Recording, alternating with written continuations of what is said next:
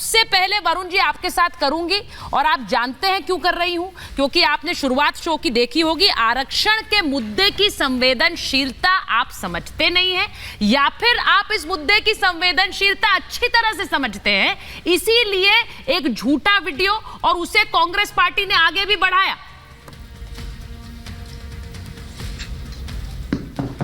सुचारिता जी, महाभारत क्यों हुई थी जो आपका हेडिंग रहता है, महाभारत छल कपट। आवाज नहीं आ रही वरुण जी की। और झूठ था, इस कारण से हुई थी सत्ता का। हाँ बोलिए बोलिए बोलिए, आगे बोलिए। महाभारत इसलिए हुई थी, छल कपट पाखंड झूठ और सत्ता की लोलुपता, सत्ता की हवस, यस, इसलिए महाभारत हुई थी। आज की जो राजनीति हो रही है वो भी महाभारत। झूठ की फैक्ट्री आपने भी दिखाया, झूठ की फैक्ट्री। हाँ। उसकी तो पेटेंट बीजेपी के पास। अच्छा, बीजेपी ने पेटेंट करा रखा है। और आर्टिफिशियल इंटेलिजेंस तो किसकी है?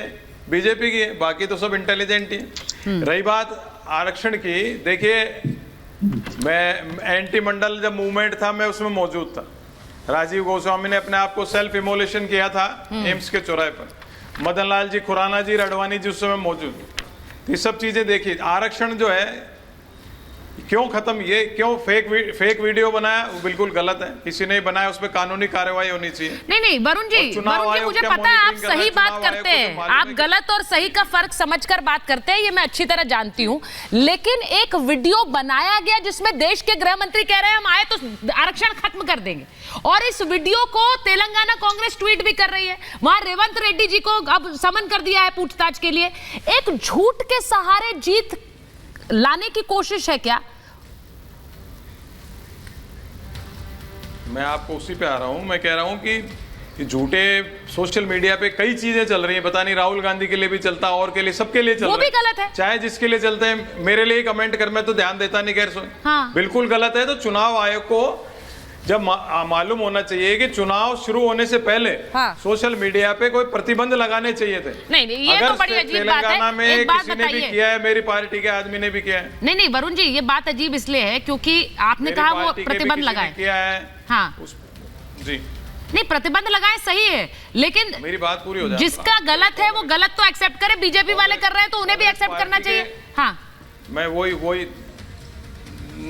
वही तो कह रहा हूँ। कांग्रेस पार्टी के, मैं तो कांग्रेस की बात करूँ, बीजेपी का तो पेटेंट है, उस पर मैं क्या करूँ? बीजेपी वाले पेटेंट है। कांग्रेस पार्टी के अगर किसी ने आदमी ने गलत काम किया है तो उस पर तुरंत प्रभाव से कानूनी कार्रवाई की जानी चाहिए। 2 दिन 4 दिन नहीं लगाने चाहिए। आप नोटिस दे रहे हो, फिर जवाब मांग रहे हो, फिर कर रहे हो, तो 15 दिन में तो चुनाव आधे से ज्यादा पूरा हो जाएगा। 35% चुनाव तो हो ही चुका। तो जो इम्पैक्ट होना है उसका वो तो हो ही जाएगा। दूसरा मैं आ रहा हूँ मुख्य मुद्दे आरक्षण पर। ठीक है, मैं 2-4 नहीं मैं एक बार वरुण जी मैं एक इनिशियल रिएक्शन सबसे ले लूं। मैं इनिशियल रिएक्शन सब पे ले लूं। मैं एक बार आपने जो बात कही है, मैं पहले इश्करन आपके पास आ रही हूं। मैं आरपी सिंह जी के पास जाऊं उससे पहले, डीप फेक वीडियो और उसमें देश के गृह मंत्री ये कह रहे हैं हम आरक्षण खत्म कर देंगे, ये कितना घातक हो सकता है? पहले तो हमारे दर्शकों को यह समझाइए, क्योंकि इसको लेकर दिल्ली पुलिस ने एक इमरजेंसी मीटिंग की, उसके बाद तेलंगाना के सीएम को समन भी किया है। वहां पर इस देश में आरक्षण के मायने क्या है, ये किसी को समझाने की जरूरत है क्या? जी, जैसे कहते हैं आजकल जंग में इंफॉर्मेशन वॉरफेयर लड़ी जाती है। हाँ। ये मेरे ख्याल से नेशनल सिक्योरिटी का इशू बन जाता है। आप सिर्फ पॉलिटिकल पार्टीज का इशू मत कीजिए। जी बिल्कुल। आप समझिए, एक बात होती है ये बोलना कि अगर बीजेपी सत्ता में आएगी तो हमें लगता है बीजेपी ये करेगी। ये फ्रीडम ऑफ स्पीच हो सकती है, आप सही बोले आप गलत बोले, उसमें मैं नहीं पता। पर एक होता है आदरणीय होम मिनिस्टर या प्रधानमंत्री के मुंह में शब्द डाल के जनता को ऐसे दिखाना कि वो ये कह रहे हैं। मैं एक आर्मी के बहुत आला अफसर से बात कर रहा था, वो कहते हैं आजकल ये भी डेंजर है कि बोल सकते हैं कि भी पाकिस्तान से हमला हुआ है, आप वहां पे एयरप्लेन भेजिए, आप वहां पे फायरिंग कीजिए, क्योंकि जो भी पब्लिक पर्सनालिटी है उसके सारे शब्द, बोलने का स्टाइल, सब कुछ सोशल मीडिया पे मिल जाता है। आप उनके शब्द निकाल के कोई भी भाषण खा सकते हैं। आप जैसे रोज टीवी प्रोग्राम करती है, आपके मुंह से कुछ लगा सकते हैं, हम रोज सोशल मीडिया करते हैं, हमारे मुंह से सकते हैं। ये एक बहुत भयंकर चीज है जहां पे आप बड़े बड़े लोगों के नाम पे, जिनको जनता सुनती है, आप आर्टिफिशियल इंटेलिजेंस, एडिटिंग टूल इनसे उनके मुंह में ऐसे शब्द लाएं जो देश में आग लगा सकते हैं, जो Yes. देश में हिंसा भड़का सकते हैं। ये पॉलिटिकल एक्टिविटी नहीं है, ये देश को बांटने की, देश में आग लगाने की, नेशनल सिक्योरिटी की, टेररिज्म की कैटेगरी वाली एक्टिविटी है।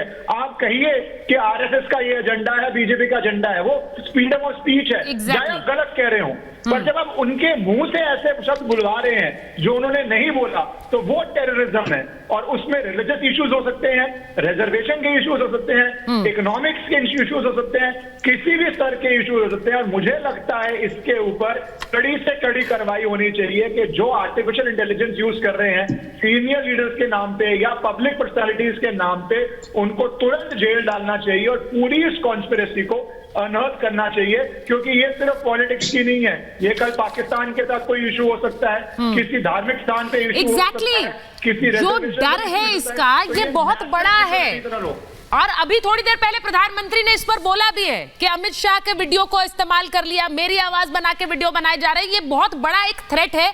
ये कितने मामलों में हो सकता है इस तरह का वीडियो बनाकर आगे कर दिया जाए कि देश के प्रधानमंत्री ने ये ऐलान कर दिया, देश के गृह मंत्री ने ये ऐलान कर दिया है। भाटी जी, मेरा सवाल बड़ा सिंपल है। हम आपकी बहुत इज्जत करते हैं, लेकिन पार्टी के लिए अखिलेश यादव जो कह दे वो ही अंतिम वर्ड होगा ना। राजकुमार भाटी जो कहें वो तो अंतिम वर्ड नहीं होगा।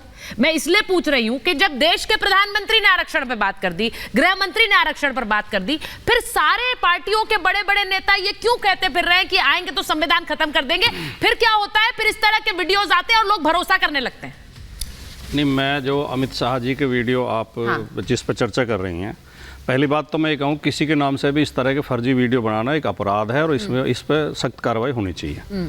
लेकिन एक कहावत है ना कि जो गड्ढा दूसरे के लिए खोदता है उसमें खुद गिरता है। माननीय अमित शाह जी का 22 जून 2018 का एक वीडियो है, मैंने मोबाइल में निकाल लिया, आप चाहेंगे तो मैं सुनवा भी दूंगा। ठीक है। इन्होंने वो आईटी fake सेल की video तो मीटिंग नहीं है ली कोटा में, राजस्थान में। आईटी सेल बीजेपी की मीटिंग ली और उसमें ये बोला अमित शाह जी ने कि हमारे आईटी सेल ने यूपी में एक झूठी खबर उड़ाई कि अखिलेश यादव ने मुलायम सिंह यादव को थप्पड़ मारा। और ये खुद कह रहे हैं कि झूठ था, लेकिन इससे हमें लाभ बहुत हुआ चुनाव में। और फिर कहते हैं कभी कभी ऐसी फर्जी खबरें भी चला देनी चाहिए जो लोगों का मनोरंजन करती हैं, गुदगुदाती हैं, कुछ डराती भी हैं। ये अमित शाह के शब्द हैं। जब पार्टी का एक सीनियर नेता जो नंबर 2 की हैसियत रखता है अपने कार्यकर्ताओं को ये उपदेश देगा कि फर्जी खबरें चलाओ, फर्जी वीडियो चलाओ, तो कभी ना कभी तो आपके लिए भी उसका दुरुपयोग होगा। ये नींव आपने रखी है, माफ करें, मैं फिर भी उसका विरोध करता हूं जो अमित शाह जी का वीडियो है, ठीक है, लेकिन ये नींव आपने रखी है। अच्छा, दूसरे आरक्षण पे आता हूं। आरक्षण के मामले में भारतीय जनता पार्टी कभी भी उसकी स्थिति स्पष्ट नहीं रही, वो हमेशा विरोधी रही है अंदर से। उत्तर प्रदेश में जो शिक्षक भर्ती हुई थी उसमें ओबीसी। भाटी जी, एक मिनट, इस बयान का क्या मतलब है? अंदर से वो विरोधी रही है, बाहर से कुछ और दिखाती है। अंदर से क्या है, बाहर से क्या है? ये तो किसी व्यक्ति का भापा नहीं जा सकता। मैं सबूत दे रहा हूं। मैं भापा ऐसे जाता है। कैसे भापा? आज वोट के डर से आरपी सिंह जी और ओबीसी और एससी की भारी संख्या देखते हो, क्योंकि 85% ही हैं ओबीसी, एससी और माइनॉरिटी। उनके वोट की वजह से बीजेपी खुल के नहीं बोल पाती है। अंदर से आरक्षण के विरोधी हैं, ओबीसी दलित के विरोधी हैं, माइनॉरिटी के विरोधी हैं। थोड़ा समय दो प्लीज, मुझे चाहे दोबारा मत देना। नहीं, मैं उदाहरण इसलिए दे रहा हूं, सबूत दे रहा हूं। उत्तर प्रदेश में जब शिक्षक भर्ती हुई तो ओबीसी के कैंडिडेट ने शिकायत की कि हमारी कॉपियों में फेरबदल किया गया, हमें फेल किया गया है। तो पहली बात तो कॉपी दिखाने से मना कर दिया। उसमें पैसे लगाए गए, 5,000 रुपए जमा करो। 5,000 रुपए जमा करके जब कॉपी देखी गई तो जिसके 113 नंबर थे उसके 13 कर दिए, जिसके 120 थे उसके 20 कर दिए। फिर वो लोग केंद्रीय पिछड़ा वर्ग आयोग में गए। आयोग ने जांच की, आयोग ने रिपोर्ट दी कि ओबीसी के साथ बेईमानी हुई है यूपी में। फिर वो हाई कोर्ट गए, इलाहाबाद हाई कोर्ट ने आदेश दिया कि 6,800 ओबीसी टीचर की भर्ती और की जाए, क्योंकि सरकार ने इनके साथ बेईमानी की है। वो आज तक नहीं हुई है। अब वो अभ्यर्थी जो हैं गवर्नर को पत्र लिख के कह रहे हैं हमें इच्छा मृत्यु की इजाजत दी जाए, हम मरना चाहते हैं क्योंकि सरकार हमें साथ अन्याय कर रही है, हमें न्याय नहीं दे रही। जो सरकार इतनी बेईमानी कर सकती है उसके लिए आप क्या कहेंगे? भाटी जी, एक विरोधी है या नहीं मिनट, है? भाटी जी मुझे एक बात बताइए, जी। इस तरह से प्रदर्शन को अगर आप हथियार बनाकर दूसरी पार्टी पर हमला कर रहे हैं तो वो आपका अधिकार है और आपको करना भी ये चाहिए, प्रदर्शन आपको है। करना चाहिए। पिछड़ा वर्ग आयोग नहीं की नहीं रिपोर्ट नहीं, है, मुझे एक हाईकोर्ट का बात आदेश है, बात आप प्रदर्शन कह रही बताइए, हैं। तो इसको आधार बनाकर, नहीं भाटी जी, नहीं मैं भेदभाव नहीं कर रही हूँ, मैं कह रही हूँ आपको करना चाहिए, लेकिन इसको आधार बनाकर आप ये कहिए इनकी मंशा ये है, इनकी मंशा ये है, लेकिन ये कहना कि आते ही संविधान खत्म ये कर देंगे, दलित पिछड़ों के घोर ये विरोधी जो हैं। कहते रहते हैं आप, तो उसके बाद इस तरह के फेक उसका वीडियोस भी पर वजह है, लोग हम क्यों भरोसा कहते हैं? करते हैं। आरपी सिंह जी,